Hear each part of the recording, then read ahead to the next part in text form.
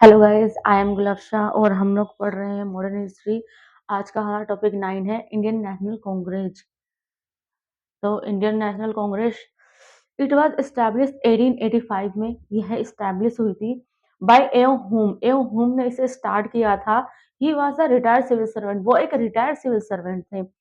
ही invited many political leaders. उन्होंने बहुत सारे पॉलिटिकल लीडर्स को इनवाइट किया and discuss the formation of a political platform. और एक पॉलिटिकल प्लेटफॉर्म को क्रिएट करने के बारे में डिस्कस किया। Where Indian can keep their government. जहां इंडियन जो है अपनी गवर्नमेंट बना सकते थे। ठीक है।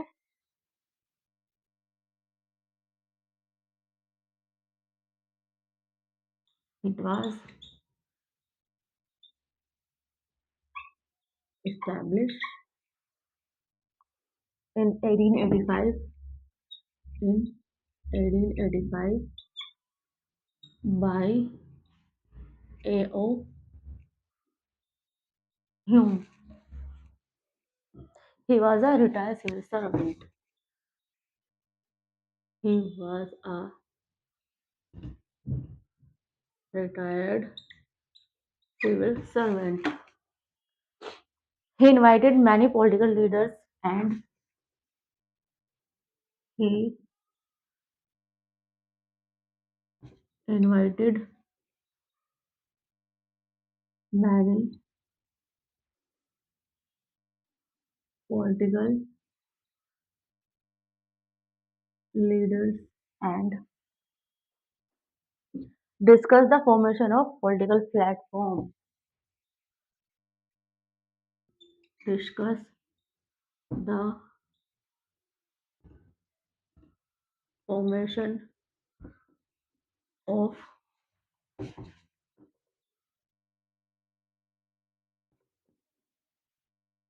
political platform where Indian can keep their government. Indian can keep their government. जहाँ इंडियन अपनी गवर्नमेंट बना सकते हैं। एज पर दिस डिस्कशन, इस डिस्कशन के तहत इंडियन नेशनल यूनियन, एक इंडियन नेशनल यूनियन था, वाज फॉर्म बाय दादा भाई नौरोजी, जो कि दादा भाई नौरोजी ने फॉर्म किया था। The person who renamed Indian National union, और जिसको बाद में जाकर इंडियन नेशनल यूनियन का नाम दिया गया, वर्सेस इंडियन नेशनल कांग्रेस। ठीक है। Means assembly of people. Indian National Congress का मतलब है, कांग्रेस का मतलब असेंबली ऑफ पीपल्स। ठीक है।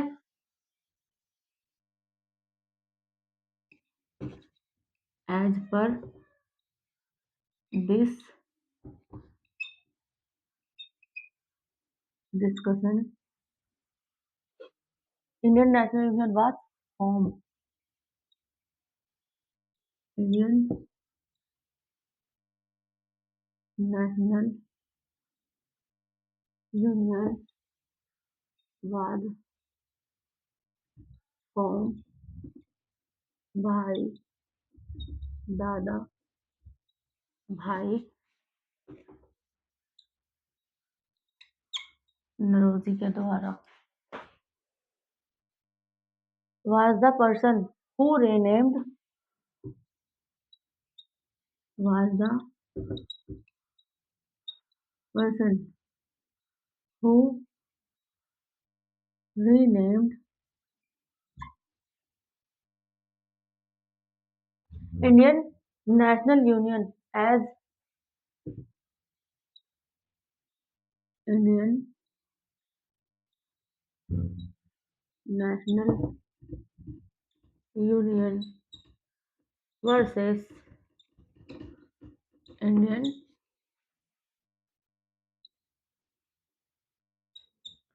National Congress means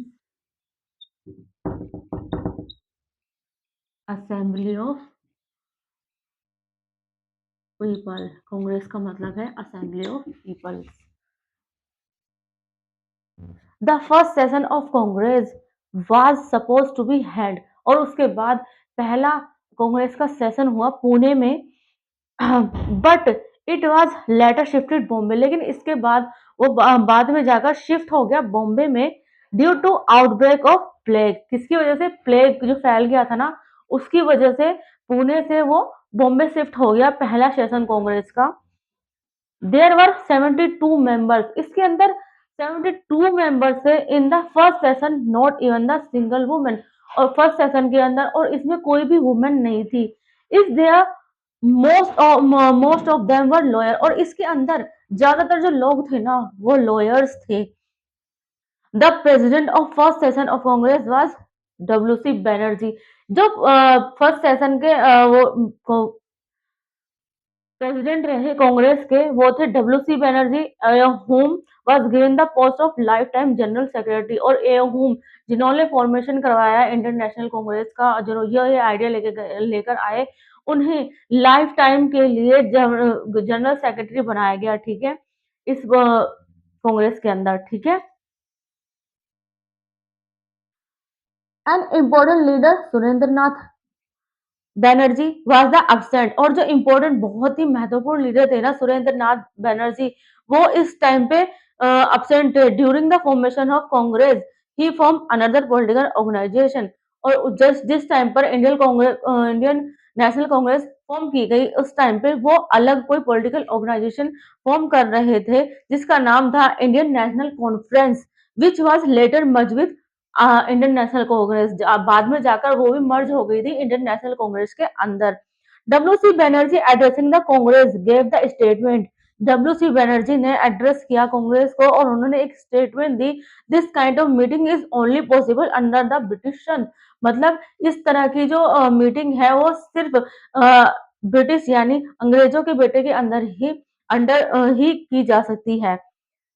मैथिस्कल theory, मैथिस्कल theory क्या है, ठीक है, इसके बाद एक mathematical theory I.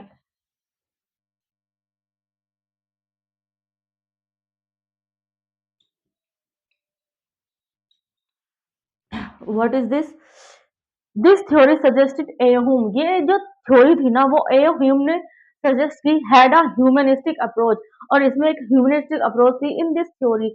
It was clearly stated, इस थ्योरी के अंदर यह बात क्लियरली बताई गई थी, Hume was deeply move by the political plight of nation, Hume जो है वो डीपली प्लाइड है, मूव कर गए थे पॉलिटिकल प्लाइट ऑफ इंडिया के अंदर। He wanted to establish a political platform for Indians, और वो चाहते थे पॉलिटिकल प्लेटफॉर्म क्रिएट करना इंडियंस के लिए, where Indians could voice their opinion, जहां पर इंडियन अपनी ओपिनियन को बता सके, वॉइस कर सके, उठा सके, ठीक है। इस मिथिकल थ्योरी का मतलब ये था, this would help the governance of Indian public, और जिसने इंडियन पब्लिक को हेल्प किया to reach the British administration and the gap between British ruling system and Indian public could be minimize, जिसकी वजह से गैप जो था इंडियंस का और पब्लिक का, ब्रिटिशर्स का, वो मिनिमाइज किया जा सके, ठीक है। द बायोग्राफर ऑफ एहोम, जो बायोग्राफर था ना एहोम का, William Wedderburn, he was made the president of Congress later, वो बाद में जाकर प्रेसिडेंट बना कांग्रेस का।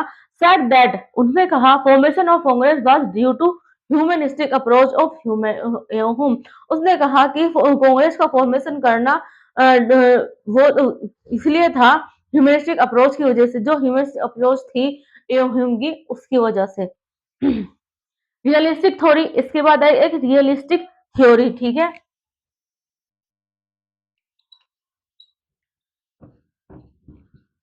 रियलिस्टिक,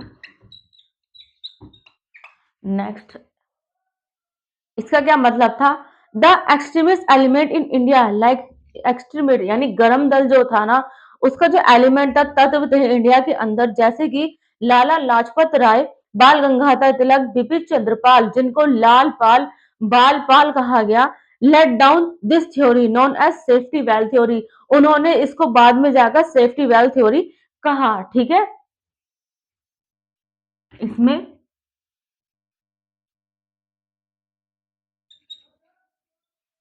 एस्ट्रीमेट एलिमेंट, लाइक बाल Gangadhar Tilak,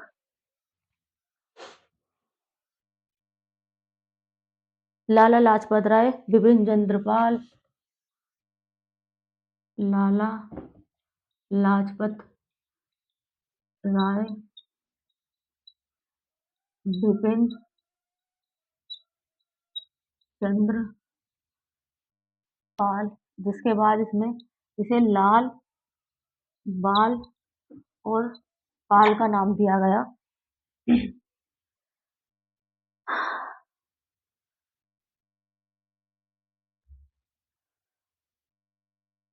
late down this theory known as safety valve theory. इन्होंने लेट डाउन क्या इस थ्योरी को, this theory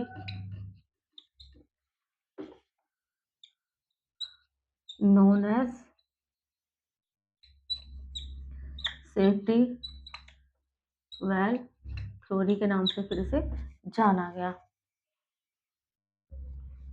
Lala Lajpat Rai wrote two book, Lala Lajpat Rai ने 2 बुकें लिखी हैं, अनहैप्पी इंडिया और Punjabi. In this book he explain the conspiracy of British. इस बुक्स के अंदर इन्होंने ब्रिटिश की कॉन्स्पिरेसी को बताया है। इस्टेब्लिश आईएनसी के बारे में बताया है, ठीक है। He said creation of Congress was conspiracy of A O Hume. उन्होंने कहा कि जो कांग्रेस फॉर्म हुई है वो कॉन्स्पिरेसी है एयोहुम की।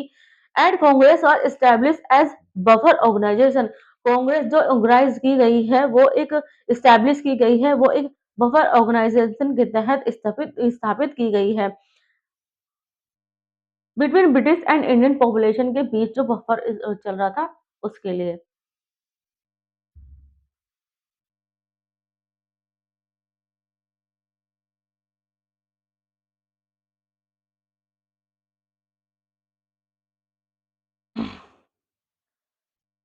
He said Congress will act as wall against Britain government. उन्होंने कहा कि कांग्रेस वॉल की तरह काम कर रही है अगेंस्ट ब्रिटिश गवर्नमेंट के। The British government will define certain policies, और ब्रिटिश गवर्नमेंट कुछ पॉलिसीज को डिफाइन कर रही है for Indian population, and Indian population will react to it and, और इंडियन पॉपुलेशन इस पर रिएक्ट कर रही है। And the reputation will have to be bear by the Congress rather than British. जो रेपुटेशन है वो बियर कर रही है कांग्रेस, ना कि ब्रिटिशर्स। रीजनल इंटीग्रेशन थ्योरी आई इसके बाद में एक